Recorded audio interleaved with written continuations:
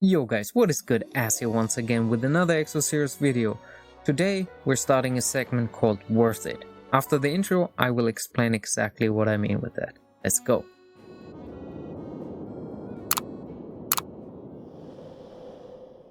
Alright, so what do I mean with worth it?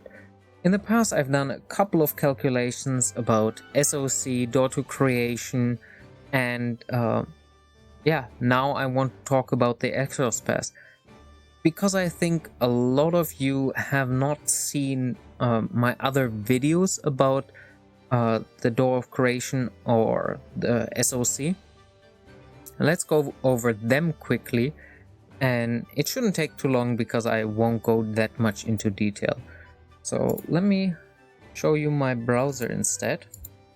This is what we will go over in a second.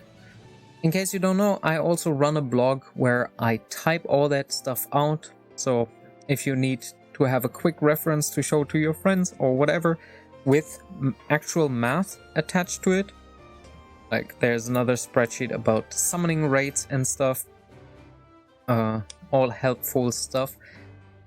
SOC. So SOCs, in my opinion, are worth it like 1 out of 3 times.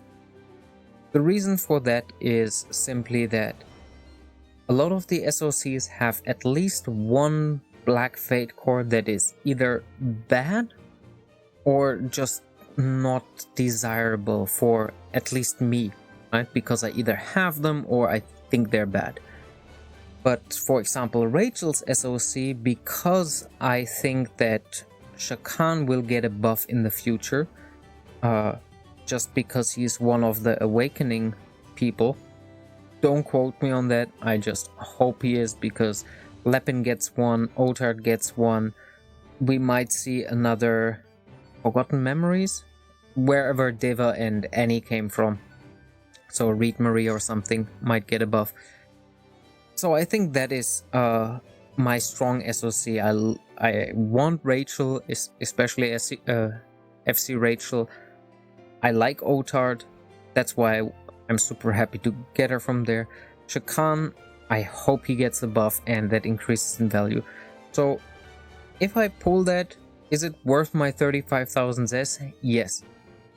I lost essentially if I pull like for the full set, right? If I get completely unlucky, I lost 50 fate cores, but I didn't spend 11,000 S. And the reason I'm saying that is you're not pulling on a 28, a 19, and another 19 pity. Mathematically, you have to compare them like this in order to make a fair estimation. If you are one of the people who pulls 3 times on any banner and pulls the stuff, but then has to go full 50 pulls onto the string of creation, yeah, for you personally, string of creation might be really bad, but that's not how statistics can run, right? Because you're like basically super lucky on the banners, but then you become the super unlucky on string of creation to even out your luck, if you understand what I mean. So that's why you have to compare it in full.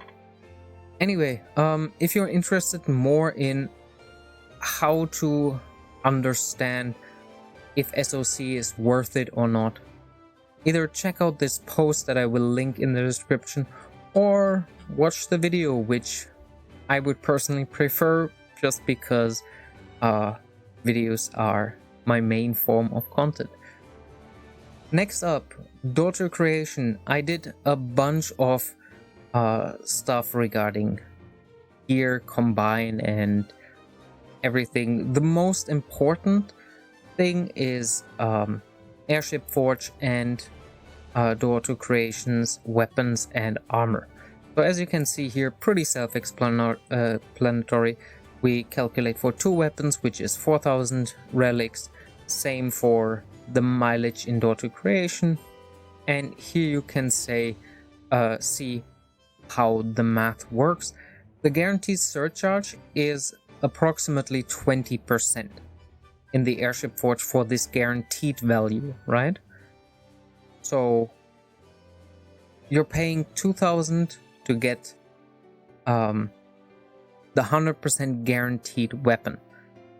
So we can extrapolate from that in average, every 1,700 relics that you use in the door to creation, you will get one weapon.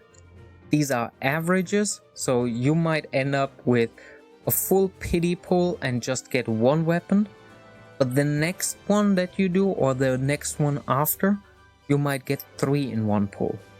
It's just how RNG works. Like, I've gotten out of a full pity of armor, I think one time 6 armor pieces, and the next time 0, but it averaged out to 3, which is still higher than this number. So I'm still on the positive, because I should only have gotten 2.3 or something.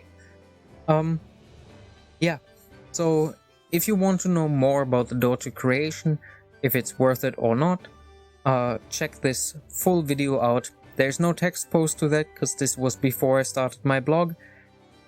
But in short, in terms of Airship Forge, Door of Creation beats it every time, 100%, and the math support it. I will explain it a little bit more here and even do a pull where I got lucky and pulled some boots. And I also go over the combine and convert and explain that. So check that out if you get the chance. Now to the important part, that's why I made this video. In the Discord that I'm hanging out, it's the miners channel, I get a lot of times asked like, hey, is XYZ worth it? Because people know that I like to make spreadsheets. Went ahead yesterday and did like math in my head to explain why I think XYZ is worth it, and people didn't really make sense of it immediately because they're like, oh, but it's like you get half the Zest, half the stuff from it, and then you get a fate core that you cannot choose. Like, how is that worth it? Explain. And I did it yesterday for them on the Discord, so I wanted to do it for you guys as well, but in a proper form. So here is all the valuables that you will get. So here are the percentages, and they might be a little bit more complex, so I will explain them. These percentages are for the premium ones. The free ones, we don't care. I just mapped them out for completeness sake. So as you can see here, for these 4, Zest, Gold, Passes and Relics, you're at 50%, Levy Stones 50%, Stars of Fate you're at 52 because for whatever reason they decided to give it 14 instead of 12 or 13, but yeah, whatever, we benefit from that. And you also get a Faded Armor and the same Holy Water of the Universe. Essentially every item here is 100%, right, because that's the Exos pass, and we just add that up to 800%. We ignored this final row because that is the one that we want to calculate in the end. And here we did the same, we added up those percentages, and that's 502% total value, right? Then we just calculate what is the value of the core raid pass in terms of the Exos pass, and we land in with 63%, and 63% out of 3000 crystals is 1800 crystals. We need to understand what is worth like 1100 crystals, 1200 crystals. Essentially it's worth if you go for the monthly small Exos package that you can buy 3 times, 300 or 500 tokens. So you're essentially at like 700 Zest, right? So add a 700 Zest on top of here. So Fate Core, how I would calculate it, and I think this is also what Line Games does. A Fate Core is valued at 13,000 Zest for pity, and that is for a selectable one. Because you cannot select one, you have to think about which ones are desirable. and roughly it's 10%. 10% of the of all the fate cores are desirable if you normalize the values. So obviously the gold ones are all highly desirable, but most of the black fate cores are not. So you end up with roughly 10%. So what you do is take the 13,000, 10% of that, 1,300 says, that is the value of a randomized fate core. And if you can see, like, since the exclusive weapon is usually calculated into the crystal value, and an exclusive weapon is more useful than any random fate core because you don't know what you get, and exclusive weapons can be used on anybody, I would rate them at roughly 700 Zes. Like, I think the fate core is worth roughly 1,300 Zes, which is around 2,000 crystals. So essentially you're getting 800 to 720 crystals for free. You're getting it as a bonus if you're buying the core raid pass. Okay, so that's the math, that's my explanation. Obviously it depends on your budget. If you have to choose between one or the other, then choose the Exos pass. The Exos pass gives you overall more progression benefits because the gold is worth more, the Zes is worth more, the Levy Stones help you to progress more, the SOF and relics. Like, this is just out of question, like how much better it is to get those in order to do the summons, right? If you already bought the Exos pass and now are considering, hey, should I buy the core raid pass or something else? The core raid pass is the best value in the game after the Exos pass, and the Exos pass already is the best value next to the monthly Exos that you can buy. I really hope you endured all this weird math talk and stuff. I hope you enjoyed this video. Like, it's not a gameplay video, not a hero showcase or something, but yeah, this is hopefully something very useful for you guys.